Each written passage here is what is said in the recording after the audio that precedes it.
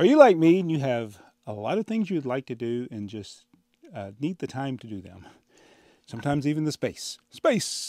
So hey, I'm Jabbo. Welcome to BrickTsar. This is your home for vintage Lego. It's been about a week since I made a video, which is, believe it or not, is kind of unusual for this channel. I tried in times to post daily, but I usually post every few days. But anyway, I'm not apologizing for that. It's just I've had a lot going on. And it's not because I don't have things I want to film. I've got sets I want to do videos on. I got more vintage things I need to show you. I got this, and especially this. So this came almost 2 weeks ago from Jason's Bricks and 5, and I'm going to show you this. And it relates to BrickLink. And BrickLink, I guess the first part of this video is just talk about BrickLink, because it is my favorite website of all websites. And I think it's one of the most important websites of all websites. If you're a Lego collector. Now, if you don't have any interest in Lego, why are you here? And why are you not using BrickLink? Because BrickLink, for me, at the beginning was a tool to see what parts go in a set. Because back in the early 2000s, when I first discovered BrickBay, as it was called then, I used it primarily to see the inventories. Because now those inventories did exist on Puron, but we tended to trust the ones on BrickLink better for some reason, even though some of those were wrong and needed to be corrected, and some may still need to be corrected. We were talking about this. I was talking about this with Riza, Cesar's Trains up in Canada, and he's one of the sets I want to do a video on. There's a discrepancy perhaps between what's shown on the box in the alternate builds and what's actually in the inventory. I think people base the inventory on what the instructions showed, but there were other builds that you could build that didn't use parts that were used in the instruction models. And I have several vintage sets that are like that. There's some homemaker or building set with people sets. Actually, it's more the building set with people. There's at least one or two, maybe more, that have alternate builds. And if you build the main build that the instructions shows, you have extra parts left over. A couple, not a lot like you do with some of the sets today, but there'll be some of these extra parts. But then if you look at the alternate builds, which they don't have instructions for, that's where you need those parts. So yeah, using BrickLink for that, it was great. And then of course, being able to buy the pieces you need that are missing from sets. I also have a Mega Bloks collection. I have some Creo. I started to get a few blue bricks. Now, blue bricks probably wouldn't be a problem, but if you're a Mega Bloks collector, and I am, if you're missing pieces, you pretty much have to buy bulk lots on eBay or Mercari or something, because there's no website to go buy individual pieces like there is for BrickLink. That's because Lego is just a toy that people more likely prefer over Mega Bloks and these other companies that pop up. So yeah, I got some Thomas and Friends Mega Bloks things that I need to complete some of the sets, because I thought about it, when I was collecting those, I wasn't trying to get all the sets, but now I'm thinking maybe I should have. But some of them I have incomplete, and so in order to complete them, you just got to buy a bulk lot. But with Lego, of course you can buy bulk lots, and I've done that and pieced together sets. But if I just needed a handful of pieces, I could go right there to BrickLink and get them. And that's why I love BrickLink. And so it started with buying Lego on BrickLink, and it ended up where I was selling on BrickLink. And it's just as you buy bulk lots, you're like, oh, I got this extra stuff. Now, ironically, though, I don't really sell parts that I've gotten from bulk lots. I usually sell parts from new sets that I parted out. And sometimes I get sets just for certain pieces, and then the rest of them I put in my BrickLink store. So it's been a great site, and I'm really glad to have it. In fact, I'll get to Jason's thing. I probably should have done it first. I probably should do it now. He put on the label, someone's calling Joseph Olson, I think, is what that was supposed to say. Let's open this up. So he just got back from Brick Slopes at the time of filming this. So here it is. It says, Jabbo, thanks again for taking time to meet up. Here is a gift Alex and I got at Brick Slopes for you, Jason. Alex, Jason, thank you. This means the world to me because BrickLink has been such a big part of my life. I've really been looking at getting one of these. I didn't know how I was going to get it because there's just... I can't make it to any of the shows that the BrickLink people were going to be there. And I really, really appreciate it. This is the BrickLink Parrot. So the BrickLink Parrot was always on the home page. There's a lot of blue and green in the home page. I love the classic look of the original BrickLink homepage. So this pays honor to that. And so what I need to do is build it. Open this thing up here. Oh, it's sealed bags. And there's the BrickLink tile. I think this is the exclusive part in there, BrickLink 25. And of course the little card that goes with it. And there's the QR code to build it if you want to build it. So I got to go do that QR code and build this thing up. But I think all the other parts are common. And of course, yeah, you just wouldn't have that. Yeah, I opened this up and I realized I probably should have sourced the parts since this piece wasn't in a bag. Oh well, it doesn't matter. So there is the finished bird. Oh, much like the Death Star, it doesn't look as good on the back as on this side. And that's kind of the angle that it would typically have. I don't think it had the party hat. But since it's the 25th anniversary of BrickLink, oh, it did have a hat, or did it? I don't remember. Even though I've been on the site for 25 years, I didn't pay much attention. I just knew it was blue and green. Pretty good. Oh, you do have a few extra pieces. A lot of times I just dump my extra pieces into my extra piece drawer, but I'm actually going to keep these with my bag. I'm saving my bags. All right, probably should have kept this sealed, but I didn't. Thank you, Jason, Alex, and the BrickLink folks that were giving these out at Brick Slopes. I appreciate it. It's a pretty awesome gift. So again, yeah, like I said, thank you, Jason. Thank you, Alex, from the Bricky News podcast, my favorite podcast. and this BrickLink, my favorite website of all websites.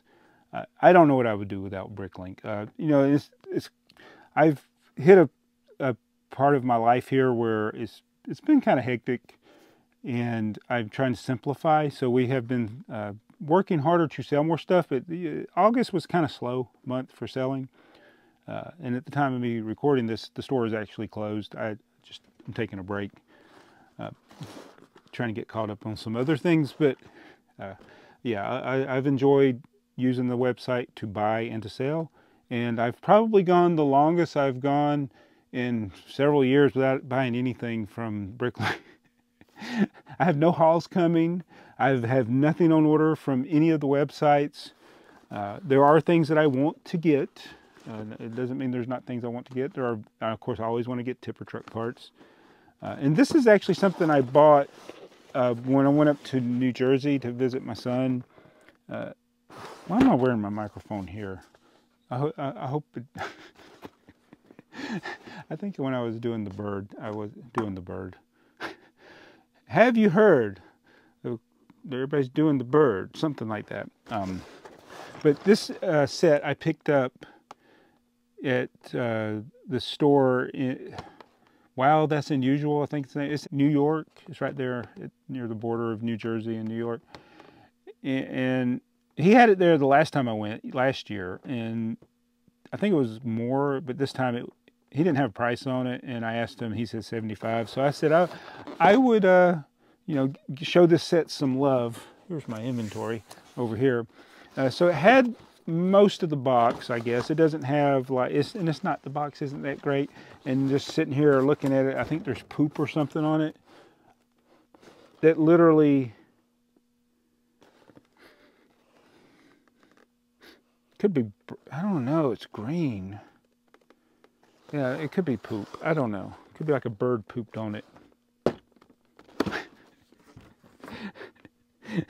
Oh my goodness. I don't think it was this bird. But, so, it was just, he had it sealed, not sealed, but he had a big plastic bag around it, so because some of the parts were falling out. And I opened it up, he let me open it up, and it had like the battery box, and it had the motor, and it looked like it had a lot of the parts, but it only had one sticker, which was a one of the yellow chevron stickers. So it's missing all the stickers pretty much. I think it had most of the track. It had some of the other pieces, but you know, one of the most important pieces for the train, this is the thing that goes around the motor. It was broken. Don't know if it was broken when I bought it or when I transported it. I think it was already broken. And so I used BrickLink. I still print these out. I could just use them digitally, but I don't know how to save my results when I'm going through an inventory. So usually what I do is I print out an inventory. I got so much paper. So back in the day when we used to print stuff all the time, I had bought at one of the wholesale clubs all these reams of paper. And that was like, I don't know, 20 years ago. And I still got all this paper, and we hardly ever use paper anymore. So it doesn't bother me to print these out. I wouldn't recommend you doing it if you don't have a lot of paper. You don't want to go buy paper, but I print them out because it's just easier for me to print them, and then I can make notes on here. Like I've done that with these. How many I got? Like if I have all of them, I can just check it off. But if I'm missing, like this one, I need 7 more, need 3 more, and then as I get those parts, I mark them off. But it was missing quite a bit of pieces. I paid $75 for it. Oh yeah, it's missing. It's got the doors and the windows and some of the train parts, but it is missing like the signal. There's just it's a common part. It's not like super rare. The train base was broken. Missing all the stickers. So did I make a good decision buying this? And I paid $75 for this. No, so sometimes you win and sometimes you lose. I probably should have done like I did the last time I went up there and just left it in the store. Probably less than 50 is what I should have paid for this, because again, it's not even one of the best trains. I'd say this is like, if I was to rank trains from the 4.5 volt, 12 volt gray track era, this is near the bottom.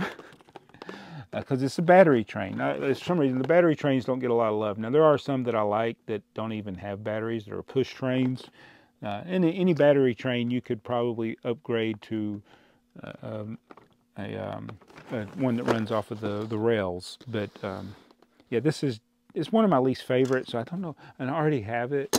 But I thought I could piece it together. And it is just a little project. That's the kind of things I used to do, and I know I really still do. I piece things together. I got other sets. This is one that I got in a recent haul. It was incomplete, but I finished piecing it together. The few missing parts. Most of those I was able to get from my own collection. I didn't have to go buy any from BrickLink, but that's, you know, that's what I use BrickLink for. So I'll put my checklist back over there so I don't lose it. So it's great for, if it doesn't matter what era it's from. It's, you know, now there are some, it's not 100% complete as far as like inventories for all sets. There are vintage sets that there's nobody put in inventory because nobody did it back in the day, and nobody's had a sealed copy that they've opened to do the inventory. That's one of the things I might like to do one day, if I could, is open a sealed set. I got this one here. Where is it? Where'd it go? Oh, right here. It's not in great condition, but it's still sealed. It's a super value set. This is one that was promoting when they opened Legoland, the first Legoland in Denmark. I have an open copy that I did a video on probably 12 years ago. So this one, I verified the inventory based on what BrickLink or Puron had at the time. I think I might have compared both of them. But who really knows, you know, if that's accurate. So what I want to do, and I'll probably do this as a members only video, and I said this over a year ago, and I haven't done it yet, but I want to do a members only live stream where I open this and verify the inventory. So maybe before the end of the year, I'll get around to doing that. It's just a matter of having the time to do things. And today is the first time I've had to sit down and talk about Lego and BrickLink. But I love BrickLink. It's one of the best websites. Why haven't I filmed a lot of videos on this channel? Well, for instance, things come up. I injured my hip flexor. It's like I was dealing with that. It's kind of a funny story. I try to get the 10,000. I know if I told this before, I'm old, so I was running on the treadmill because I got to get 10,000 steps every day. I've done it since 2020 or 21. It's been a while. I've missed 2 days in the last 5+ years, and they were over 4 years ago that I missed them. So one evening, I don't know if it was work or whatever, it was late, and I needed like 4,000 or 5,000 steps still. And so I got on the treadmill because it's easier than running in place and all the other kind of crap I do. And yeah, I was probably watching breaking news on my phone. And if I set the phone or on the treadmill thing, it's hard for me to see it. So I end up holding it, and I can balance it more where it's not, it's just easier. But that ties up my hands. And so I'm running, and I got to keep this hand moving because the Apple Watch, it's all dependent on more on your wrist movement than the other one I had, the Fitbit. So yeah, I'm like this, running on the treadmill, and my right foot hit the edge of the treadmill, and I started to go that way, and then I grabbed the treadmill and pulled myself back, and then I hit the treadmill, my legs go out, and I never hit the ground, but I think I stretched my legs out in ways they shouldn't be stretched at my age. And I got back on there, and then I stopped the treadmill. I should have yanked that. There's a thing you can pull off that'll stop it. Should have pulled that. Yes. That injured my hip flexor. I've been dealing with that. It's just, it's painful. Have an injury that like a baseball player or something would get. But so then other things happened, like my daughter's family came up. So my daughter and son-in-law and my 2 grandchildren, and I like to spend time with them when they're here. So I don't film many videos, and I did. My grandson, the oldest one, he loves playing with the trains, and I used to come down here and let him operate the trains, and I would go pick BrickLink orders. But this time I stayed with him more often, and I had such a good time letting him. And he would go back and forth between the model trains, and then we had some set up on this table, and he got really good at operating them. And I kind of wish I had set a camera up just off to the side, because what I would do is we would set stuff up, and then we would run it, and I'd test it out, and then I'd try to film some footage of the trains running. And he said some funny things while we were doing it, and that's where he came up with the tipper truck song. So that's over on, you can see it on, it's in the Trains Are Fun video, but I took that clip because Mayo Hosco, he commented on it. I was like, yeah, you know what, I should have that as a separate thing. So he did the tipper truck song. The thing that kills me about that, the tipper truck song is on Tipper Truck TV, that YouTube channel, if you want to find it easily. But I didn't record the whole thing because he was doing it, and I moved to the other side of him. And it's just like when my son was making videos with me, sometimes I just wasn't listening. And I know I don't expect anybody to go back and watch old BrickTsar Answer Thingy videos, but the ones that had my son, there was so many times it was apparent that I was not paying attention to what he was saying, and I wasn't paying attention that Milo was singing that tipper truck song. I wish I had recorded the whole thing. That's why I wish I just had some separate camera set up that just records everything in case there's something like that happens that we miss. But even if nothing got recorded, the thing that I don't regret is I spent that time with him and with Archie I love them so much, and it brings me a lot of joy. And I would rather do that than make videos, but it doesn't mean I'm going to stop making videos. But just let you know and let Jason know, because I really felt bad that I didn't do a video on this sooner. But with all the things that have happened this year, it's really changed my focus, and it needed to be changed a lot sooner.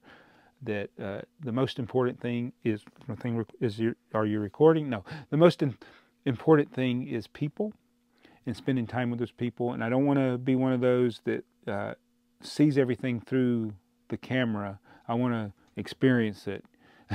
I will record what I can, but I also want to enjoy this time, because it goes by so fast with children, with grandchildren, and I love them, and it's just I can't express the joy that brings me.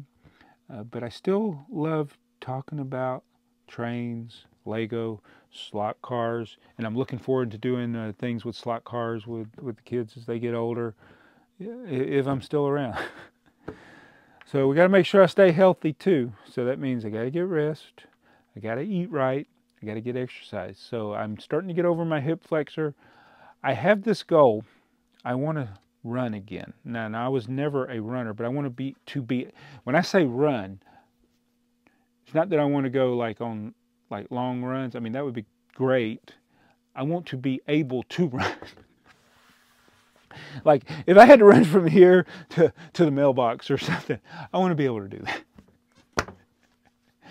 For somebody who used to do sports all the time when I was younger, it's kind of, I'm paying for all those times of jumping off of buildings and all kinds of stupid injuries. But anyway, thank you for watching this ramble, and thank you Jason and Alex from Jason's Bricks and Five, Alex Noon's channel, and the Breaking News podcast. And thank you BrickLink. Even though I wasn't there, I really appreciate that y'all were giving these out to people at the Brick Slopes. I wish I could have been there, or any event where you guys were going to be. I love BrickLink. Please don't mess the website up, Lego Group. I beg you, Lego Group, don't mess up BrickLink. I love it the way it is, and you've added some things, and as long as the things that you add, like Studio, I know a lot of people love Studio, and that's been a really great addition to BrickLink. I have no interest in it. I'm not ever going to learn how to use it, but it does have a function and a good use that I can benefit from when people use their list and things that their designs, and they need to buy parts, and I happen to have those parts. That's good for me. So that's good. But I saw one video where they were talking about the using metaverse, using it's just stupid stuff. Don't get into the AI. Don't get into all that other garbage.